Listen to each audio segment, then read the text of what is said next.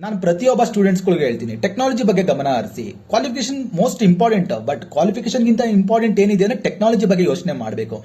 ನಾವೆಲ್ಲರೂ ಇವಾಗ attention economy ಇದೀವಿ ನಾವು, ಓಕೆನಾ? ಆರ್ಟಿಫಿಷಿಯಲ್ ಇಂಟೆಲಿಜೆನ್ಸ್ ಬಂದ್ಬಿಟ್ಟಿದೆ, ನೀವು ಅದ್ರ ಬಗ್ಗೆ ಗಮನ ಹರಿಸಲೇಬೇಕು. ಒಂದು AI ಸಾಫ್ಟ್ವೇರ್ ಏನ್ ಹೇಳುತ್ತೆ ಅಂತ ಹೇಳಿದ್ರೆ, ಎನಿ ಫರ್ ಕ್ವಶನ್ ನೀವು ಏನೇ ಮಾಡಿ ಏನೇ ಕೇಳಿ ನಿಮಗೆ ಕೊಟ್ಬಿಡುತ್ತೆ. ಉದಾಹರಣೆ ಕೊಡಬೇಕು ಅಂದ್ರೆ ಇವಾಗ ನಮ್ಮ ಕನ್ನಡ ಇಂಡಸ್ಟ್ರಿ ಮೇರು ನಟ ಅಂದ್ರೆ ಡಾಕ್ಟರ್ ರಾಜ್ಕುಮಾರ್ ಅಂತ ಅನ್ಕೊಳ್ಳಿ. ಡಾಕ್ಟರ್ ರಾಜ್ಕುಮಾರ್ ಏನ್ ಚಿತ್ರಣ ಮಾಡಿದ್ದಾರೆ, ಚಿತ್ರೀಕರಣ ಮಾಡಿದ್ದಾರೆ ಫಿಲಮ್ನ, ಅದನ್ನ ಕಂಪ್ಯಾರಿಸನ್ ಮಾಡಕ್ಕೆ ಯಾರು ಆಗಲ್ಲ. ಬಟ್ ಗೆ ಅದನ್ನ ಮೆಸೇಜ್ ನ ಕೊಟ್ರೆ ಕಂಪ್ಲೀಟ್ಲಿ ಮಾಡ್ಕೊಟ್ಬಿಡುತ್ತೆ, ಕಾಪಿ ಮಾಡ್ಕೊಟ್ಬಿಡುತ್ತೆ. ಅದೇ ರೀತಿ ಫಿಲಮ್ನ ಮಾಡ್ಕೊಟ್ಬಿಡುತ್ತೆ. ಅಷ್ಟು ಟೆಕ್ನಾಲಜಿ ಇದೆ AI ಸಿಸ್ಟಮ್ಗೆ. ಅದು ನಾನಾ ರೀತಿ ವಿಂಗಡಣೆ ಆಗಿದೆ.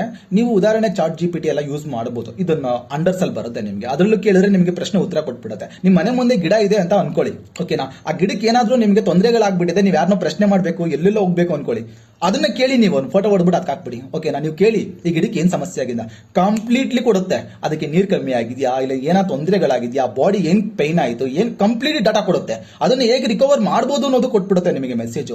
ಅಷ್ಟ್ರ ಮಟ್ಟಿಗೆ ಟೆಕ್ನಾಲಜಿ ಬಗ್ಗೆ ನಿಮಗೆ AI ಒಂದು ಸಾಫ್ಟ್ವೇರ್ ಚಾಟ್ GPT ನಿಮ್ಗೆ ಇನ್ಫಾರ್ಮೇಶನ್ ಮಾಡುತ್ತೆ ಅಂದ್ರೆ ನೀವು ಯೋಚನೆ ಮಾಡಿ ಏನೆಲ್ಲ ಕಲಿಬಹುದು ನಿಮ್ಮ ಜೀವನದಲ್ಲಿ ಅಂತ.